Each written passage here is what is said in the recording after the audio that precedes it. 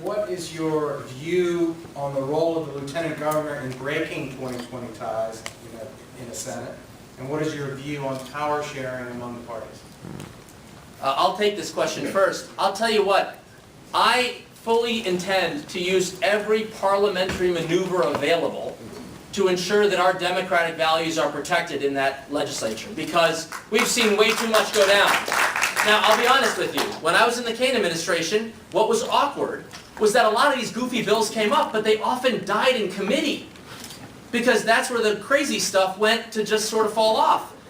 But if they make it to the floor, then everybody sort of gets partisan and it has to move forward. So a lot of these really negative bills, we need to find ways to restructure the committees so that they die in committee. That's what we saw when I was there in the Kane administration, because it's not like these didn't come out of nowhere. They've been coming out there year after year. So I will use every parliamentary maneuver possible to ensure that we strengthen our posture, that we use every maneuver we have to keep these negative bills out, preferably in committee. But I want to make one important point. The Lieutenant Governor is not just the tie-breaking vote. In 2010, Governor McDonnell enshrined into law very specific executive branch powers. Powers to focus on the economy, and to ways for us to collaborate between the federal government, the local government, and our state government. And I intend to use the full weight of the office. I've pledged in this campaign to be a full-time Lieutenant Governor, because Virginia's future needs no less. We've got to work with the President to modernize energy, modernize healthcare, modernize education, and to grow the economy the way we know to do. That's what I'll do as Lieutenant Governor. Thank you.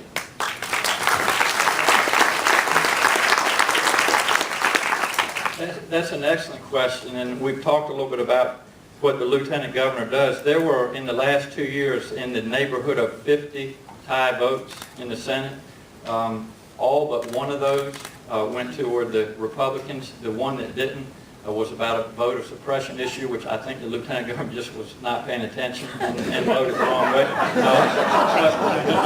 But anyway, it is important to have that tie-breaking, just again so that we can move our values and principles forward. As far as the committees, and Aneesh is exactly right, most of the work gets done not only in committees but subcommittees, and it is so important to have the majority in those committees. For example, health and ed, that's where all of the ultrasound bill and the track laws, all of the education bills come through there. And so, the Republicans 2 years ago, when they took control, they reshuffled the committees. It was unprecedented, it was unfair, but that's the way they operate. So the first thing that we'll do when we have the majority back in the Senate is that we will reform the committees.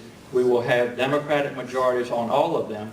And the power sharing issue is just not going to happen. Now, there are ways and times when negotiations have to take place. For example, if we could say, well, let's get rid of the trap laws, let's get rid of the personhood bill, let's get rid of the ultrasound bill, we could set the bar very high and say, if you want to behave, if you want to play fairly, then we'll talk to you. But I don't see that happening anytime soon. So the answer to your question is that there will be no power sharing in the committees. They will be controlled by a Democratic majority.